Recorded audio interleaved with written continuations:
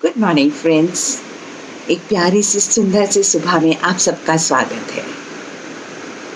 आज एक छोटा सा topic, rather than a topic, मैं उसको बोलूँगी एक छोटा सा मिथ है जो आप लोगों के मन में, उसको क्लियर करने के लिए आई हूँ। हम लोग सब जान रहे हैं ये मॉनसून का सीज़न चल रहा है और मॉनसून में एस्थमा के पेशेंट्स जो हैं, COPD के पेशेंट्स जो हैं, जिनको रेस्पिरेटरी इश्यूज़ हैं, उन मरीज़ों में परेशानियां बढ़ जाती हैं। तो उन लोगों को क्या ट्रीटमेंट लेना चाहिए, कैसे ट्रीटमेंट लेना चाहिए? देखिए, होता क्या है कि हर डॉक्टर बोलता है कि आप इनहेल कीजिए, आप इनहेलर लीजिए, चाहे इनहेलर्स के फॉर्म में लीजिए, चाहे नेबुलाइजेशन के फॉर्म में लीजिए, जो भी आप दवा ले रहे हो उसको इनहेल कीजिए। लेकिन अमूमन देखा गया है कि लोगों को इनहेलर से परहेज़ है, उनको किसी अजीब ही तरीके का डर है।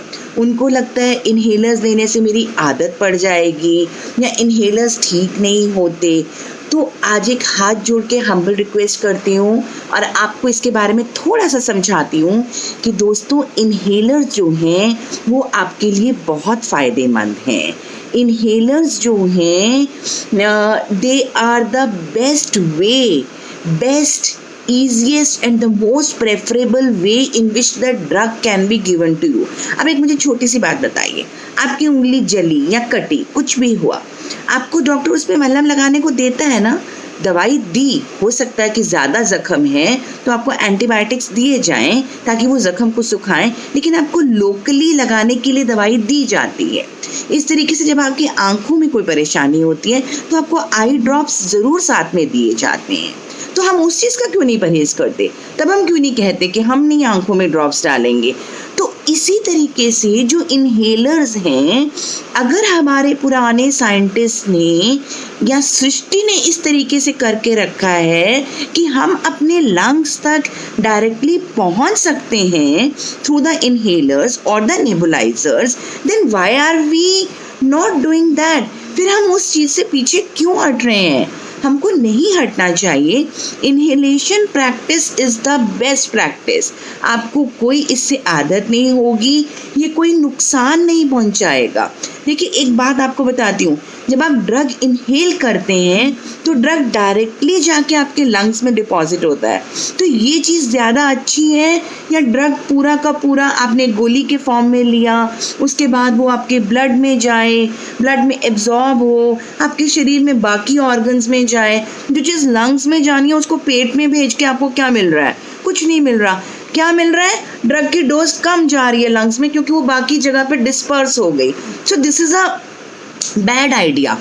Of course it's a bad idea because where the thing is needed, वहाँ पर तो वो पूरी डोज में पहुँच नहीं पा रही और जल्दी भी नहीं पहुँच पा रही। आपने एक इनहेलर लिया, वो कुछ सेकंड्स में अपना काम करना शुरू कर देता है, फटाफट जाके वो लंग्स में ही डिपॉजिट होगा, कुछ सेकंड्स में अपना काम शुरू कर दिया उसने।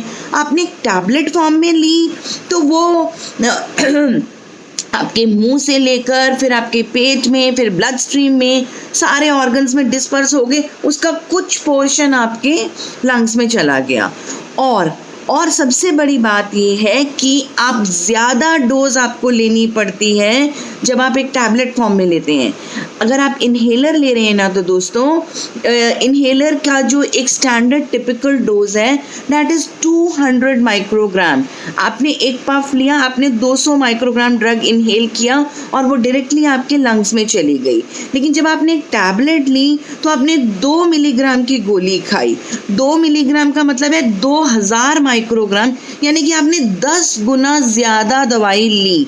तब वो उतनी दवाई जितनी लंग्स को चाहिए पहुंच रही है या उससे भी कम पहुंच रही है और आपके बाकी शरीर में पूरे में वो घूम रही है। तो हमको वो घुमाना क्यों है उस दवा को? हमको उस चीज़ की ज़रूरत ही नहीं है। हमारे लंग्स के अलावा बाकी जगह पे उसने कोई काम करना नहीं है। रादर वो क्या कर रही है, बाकी जगह पर जाके वो उस दवा के साइड इफ़ेक्ट्स कर रही है। बिकॉज ये जो दवाइयाँ होती हैं, ये जो ब्रोंकोडायलेटर्स होते हैं या इनहेल्ड कॉर्टिकोस्टेरॉइड्स होते होते हैं, इन सबसे स्पेशली ब्रोंकोडायलेटर से क्या होता है कि थोड़ा सा ट्रेमर्स या थोड़ा सा इंसान को शेकीनेस या पैल्पिटेशंस या घबराहट, पैल्पिटेशंस का मतलब है कि अपनी दिल की धड़कन आपको खुद सुनने लगती है, यानी कि थोड़ा सा आपका पल्स रेट बढ़ गया या थोड़ी सी घबराहट हो गई। और कुछ लोगों को इतनी ज़्यादा हो जाती है कि वो कितने कितने घंटे या पूरा पूरा दिन बिस्तर से उठ नहीं पाते, उनको ट्रेमर्स आते हैं। तो इस तरीके के साइड इफ़ेक्ट्स को अवॉइड करने के लिए ही इन्हेलेशन थेरेपीज़ आई हैं। और आप उन इन्हेलेशन थेरेपी से डर रहे हो या आपको गलत फहमी डाली हुई है कि इन्हेलेशन करने से कुछ गलत हो जाएगा, तो आपको हाथ जोड़ के हम्बल रिक्वेस्ट करती हूँ और विनती करती हूँ कि इस टाइम पर ज़्यादा इन्हेलर्स की ज़रूरत है। ज़्यादा लोगों की सांस उखड़ती है, ये जो मानसून का टाइम है, जब ये बारिश हो रही है या जब सर्दियाँ होती हैं, उस टाइम पर इस तरीके के केसेस की पीक आती है। और स्पेशली जो कोविड का टाइम है, तो इसके तहत भी कोविड में भी अगर अपने एस्थमा के लिए आप एक सिंगल डोज इनहेल्ड कॉर्टिकोस्टेरॉइड्स की लेते रहेंगे, जो आपका बेसिक मिनिमल इन्फ्लेमेशन है, it will take good care of it, तो आप अपने आप को बीमारियों से बचा सकते हैं, आस्थमा के अटैक से बचा सकते हैं, आस्थमा का कोई बहुत सीवियर अटैक ना आए या कोविड के टाइम पर आपका रेस्पिरेटरी सिस्टम ठीक रहे। तो इस तरीके की चीज़ों को से बचने के लिए I have a big request to all of you. Kindly go in for the inhalations. Do not go in for the oral tablets. Thank you. Thanks a lot.